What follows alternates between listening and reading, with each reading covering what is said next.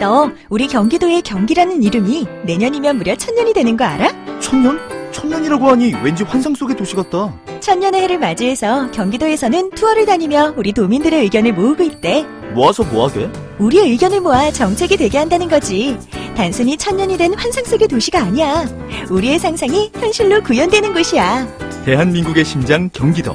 고려시대부터 불린 경기라는 이름은 어느새 1000년이 되었습니다. 1000년 동안 대한민국의 심장으로 뛰어온 만큼 경기도민의 목소리를 모아 미래 비전을 만들어가겠습니다. 이 캠페인은 경기도와 경기문화재단이 함께합니다. 사운드 오브 뉴스입니다. 김민아 기자 어서 오세요. 안녕하세요. 들어볼 소리요. 앞서도 이야기 나누셨지만은 검찰 간부가 현직 여성 검사를 성추행하고 이걸 공론화하니까 이후에 인사보복을 했다라는 폭로가 이제 여러 가지로 화제인데요. 어제 JTBC에 직접 출연한 피해자 음성을 한번 들어보시죠. 제가 2010년 10월경에 어느 장례식장에 참석을 했었고요. 장례식장이요? 네, 맞습니다. 거기에 그 모 검찰 간부가 이제 동석을 하였습니다. 예. 제가 바로 옆자리에 앉게 되었고요. 사실 시간이 오래 지났지만 여전히 떠올리기는 굉장히 힘든 기억입니다. 옆자리에 앉아서 허리를 감싸 안고 엉덩이를 쓰다듬는 행위를 상당 시간 동안 하였습니다. 사실은 제가 결코 현실적으로 일어나는 일이라고 생각이 되지 않아서요. 내가 환각을 느끼는 게 아닐까라고 생각했습니다. 이건 현실이 아니다. 예. 왜냐하면 장례식장에서 너무나 많은 사람이 있었고 옆에 법무부 장관까지 앉아 있었는데 현실적으로 일어날 수 없는 일이라고 생각돼서요. 네. 검사 내부망에 또 다른 글도 올렸다면서요? 검사 생활하는 동안 남성 검사들에게 당한 성폭력과 차별적 경험들을 어떤 소설 형식을 빌어서 작성한 글인데요. 내용 자체는 100% 실제 사실이라고 돼 있습니다. 검사가 된 지 얼마 안 된 시점에 남성 부장검사가 나는 이대생이 싫다, 여검사가 싫다, 너같이 생긴 애 치고 검사 올해 안에 못 봤다 이런 폭언을 했다라는 내용도 있고요. 올해부터 여검사가 100명이 넘는다는데 이 검찰 조직 앞날이 큰일이다 이런 얘기도 했다고 하고 또 술자리에서 음담패설하는 건 기본이고 노래방에서 브루스를 추자 이런 요구를 하는가 하면 여러 가지 일상적인 성희롱이 만연한 이게 이제 검찰 조직의 이제 현실이라는 거죠. 또 심지어 성폭력 사건을 이제 수사하는 과정에서 남성 검사들이 자기들끼리 이 피해자가 이게 당할 만해서 당한 것이다 이런 식의 발언도 하더라는 겁니다. 네. 이 서지영 검사는 이런 폭로들을 통해서 또 다른 피해자들에게 더 많은 용기를 주고자 했다는데 좀 우리가 이걸 잘 들어야 될 것 같습니다. 몇 년 전에 가해자의 누군지 소개 좀 해주세요. 이게 이제 안태근 전 법무부 검찰국장인데 우병우 사단으로 불렸고 청와대에 검찰 상황을 실시간으로 보고했다는 의혹을 받고 있는 그런 이제 사람이죠. 지난해 돈봉투 만찬 사건 이후에 검사직을 그만뒀는데 이때 징계로 면직됐기 때문에 2년 동안 변호사 기업을 못하는 그런 상황이라고 합니다. 예. 그래서인지 지난해 10월 말에 갑자기 또 세례를 받고 간증을 하는 이런 것도 했는데요. 억울하게 검사 생활을 그만두게 됐지만 하나님을 영접하고 교만을 회개하게 돼서 다행이다 이런 얘기였습니다. 또 여기 아울러서 사건을 무마하는 데 앞장섰다는 의혹을 받고 있는 자유한국당 최교일 의원. 이제 이름이 익숙하신 분들이 있을 텐데요. 국정농단 청문회 할 때 최순실 씨의 최측근인 정동춘 전 K스포츠재단 이사장을 만나서 청문회 답변에 대한 사전 모의를 한 것을 의심받은 이 사람 중에 한 명이었거든요. 이재명 성남시장이 오늘 페이스북에 올린 글을 보면은 최근에 이제 네이버의 성남FC 후원 문제를 제기한 이 당사자가 또 최교일 의원이다 이렇게 이제 지명을 하고 있고 예. 또 이명박 정권 시절에 최교일 의원이 검사 생활을 하면서 MBC PD수첩의 왜곡 수사를 주도를 했고 정현주 KBS 사장을 긴급 체포했다. 이런 얘기도 지금 써놓은 상황입니다. 이거 전혀 다른 사건이긴 한데 검사가 관련돼 있으니까 현직 검사가 번개탄을 피워서 자살 기도했다? 이건 뭐예요? 정승면 대구지검 김천지청장이 오늘 오전에 관사에서 쓰러진 채 발견돼서 병원으로 이송이 됐다고 하는데요. 말씀하신 대로 번개탄을 피워서 유독가스를 마시는 바람에 호흡이 어려워진 상태였다라는 겁니다. 이 사람은 최근에 대구고검 평검사로 좌천성 인사발령을 받았고 또 감찰조사를 받았다라는 내용이 지금 보도에 포함되어 있는 상황입니다. 네. 번개탄은 왜 피운 거예요? 이 여러 가지 이 추측들이 쭉 나오고 있는데요. 내부에서는 이명박 정권 시절에 청와대 민정 이비서관으로 근무한 이력 때문에 정치 보복을 당하고 있는 거 아니냐 이런 얘기도 나왔다고 하거든요. 그런데 지금 보도에 나오면 이런 내용의 유서를 썼다고 합니다. 검찰총장님께 미안하다. 혼자 다 안고 가겠다. 검찰 명예를 더럽히지 않겠다. 이게 어떤 정치 보복을 당하는 사람의 유서처럼 보이지는 않아서 어떤 또 다른 비위 의혹 이런 것과 관련이 있는 거 아니겠느냐 이런 얘기도 같이 나오고 있는 상황입니다. 다음 뉴스요. 어제 SBS가 지난 2015년 당시 김재원 새누리당 원내수석 부대표, 조윤선 청와대 정무수석, 해양수산부 고위 관계자 이 3명이 만나서 세월호 특조위 방해 공작을 처음 논의한 사실을 검찰이 확인했다. 이렇게 보도를 했는데요. 당시는 김재원 수석 부대표가 세월호 특조위에 대해서 세금 도둑이다. 이런 발언을 한 그 시점입니다. 이 3자회동에서 해수부가 준비한 특조위 인원 그리고 예산안 이것을 대폭 축소해서 집행해야 된다. 이런 이제 공감대가 이루어졌다는 것이고요. 이후에 실제 이 과정을 구체적으로 지휘한 것은 이병기 당시 청와대 비서실장이다라는 게 검찰의 판단이다라는 것입니다. 이 방해 공작의 내용은 2015년 11월 달에 이 해수부의 대응 문건이 공개가 되면서 또 보도된 바 있죠.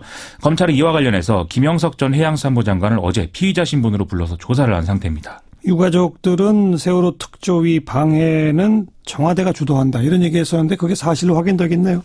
예, 그렇습니다. 이와 관련해 오늘 예은 아빠로 잘 알려져 있는 유경근 4.16 가족협의회 집행위원장도 검찰에 출석을 했는데요. 검찰에 갔어요? 그렇습니다. 예. 이 정부가 조직적으로 방해 공작을 하는 것은 누구나 아는 사실이다. 일상적으로 벌어졌다. 이제라도 검찰이 제대로 수사해줬으면 좋겠다. 이런 얘기를 했습니다.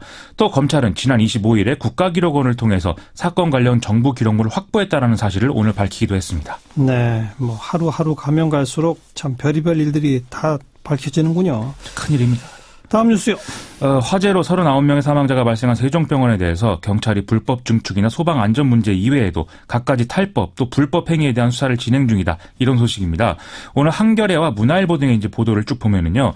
이 세종병원의 원장인 성모 씨가 효성의료재단 이사장인 손모 씨의 지시를 받으며 근무했다. 이렇게 진술을 했다는 것으로 알려져 있거든요. 이 손모 씨는 물리치료사 출신이기 때문에 이것 관련한 이제 논란이 벌어지고 있다는 것입니다. 무슨 얘기예요, 그러니까? 이게 이제 의료기관의 개설 자격이 없는 사람이 영리를 목적으로 병원을 개설해서 실질적으로 업무나 경영 사항을 지시하면 이게 일명 사무장병원이라고 해서 이게 이제 문제지 않습니다. 불법적인 것으로 이제 파악이 되는 것이죠. 예. 하지만 비의료인이 의료법인을 설립해서 비영리로 병원을 운영한다면 이것은 또 합법이라고 합니다. 세종병원은 일단은 이 의료법인을 통한 이제 병원이어서 사무장병원이라는 형식은 아니다라는 게 또 이 보도 내용에 들어 있습니다. 그럼 문제가 뭐예요? 이 경찰은 세종병원을 운영한 수익금이 빼돌려졌을 가능성에 주목하고 있다고 하는데요. 아하. 이렇게 되면 형식상으로는 사무장병원이 아닐지 모르지만 똑같은 문제가 이제 발생하게 되는 것이죠. 또 효성의료재단 측의 행태가 영리 추구에 심하게 기울어져 있다. 이것도 경찰의 의심을 좀 키우는 대목인데요. 이 효성의료재단은 2004년 3층인 의원 건물을 인수한 이후에 기존 건물을 5층으로 증개축해서 세종병원에 허가를 받았었고 같은 해 7월 옆에 있던 모텔을 또 인수해서 세종요양병원으로 만들어서 이걸 개원했다. 그리고 다음 해에는 장례식장을 연이어서 개원했다. 이런 내용들이 밝혀지고 있다는 겁니다. 또 지난해 11월부터는 옆에 지하 1층, 지상 2층인 병원 건물을 신축하고 있는 상황이기 때문에 이게 이제 영리의 목적을 둔 그런 병원의 형태가 아니겠는가라는 게 세간의 의혹인 것 같습니다. 계속 병원을 키워왔군요. 그렇습니다. 그런 과중에 근데 탈법 불법이 있었다. 그런 셈이죠. 다음 뉴스요. 국민의당과 바른정당 통합이 온갖 자본 속에서 진행이 되고 있는데요. 안철수 대표가 새로운 당의 공동대표를 맡을 것이냐 이게 이제 점점 더 뜨거운 감자가 돼가고 있는 양상입니다. 오늘 바른정당 유승민 대표는 자신과 안철수 대표가 신당의 공동대표를 맡아야 된다. 이 주장을 거듭 강조했는데요. 지금 안철수 대표는 백의종군하겠다. 이 입장을 고수하고 있는 상황입니다. 당내 중재파가 안철수 대표가 사퇴해야 이 통합을 함께 할 수 있다. 이렇게 얘기하고 있다는 게 이유인데요. 예. 유승민 대표는 만일 안철수 대표가 대표직을 사퇴하면 통합을 다시 생각해 볼 수도 있다. 이렇게까지 발언하고 있는 상황입니다. 아주 초강수인데 그렇게까지 센 발언을 한 이유가 뭘까요? 이게 이제 지방선거 승리 전망이 통합신당의 입장에서도 그다지 밝지 않다라는 점과요. 또 이 양 세력이 이대로 합치면 안철수 대표 쪽이 어쨌든 간에 다수다라는 점을 종합해서 봐야 맥락이 좀 보일 것 같은데요. 이 중재파는 유승민 대표의 사퇴도 함께 주장하고 있습니다.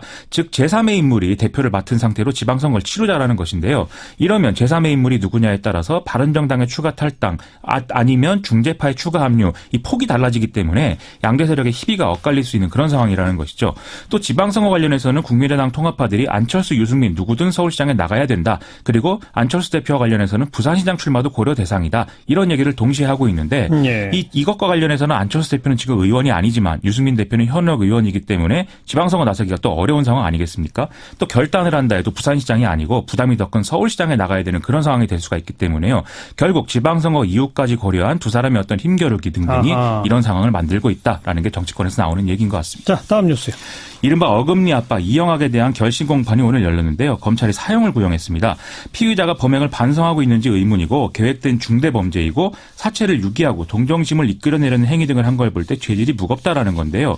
이영학은 최후 변론을 통해서 나는 너무나 못된 죄인이다라면서 이 자신의 딸을 용서해달라고 했고요. 또 검찰이 조사 과정에서 폭언을 했다라고 하는 등 좀 횡설수설하는 이런 모습을 보이기도 했습니다. 네.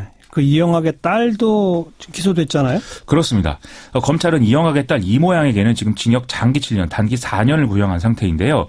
이영학의 딸 이모양은 피해자에게 직접 수면제를 먹이기도 했고 또 피해자의 모친에게 피해자가 가출을 했다. 이렇게 거짓말을 하기도 해서 이러한 이제 그 구형상의 내용이 불가피하다라는 것입니다.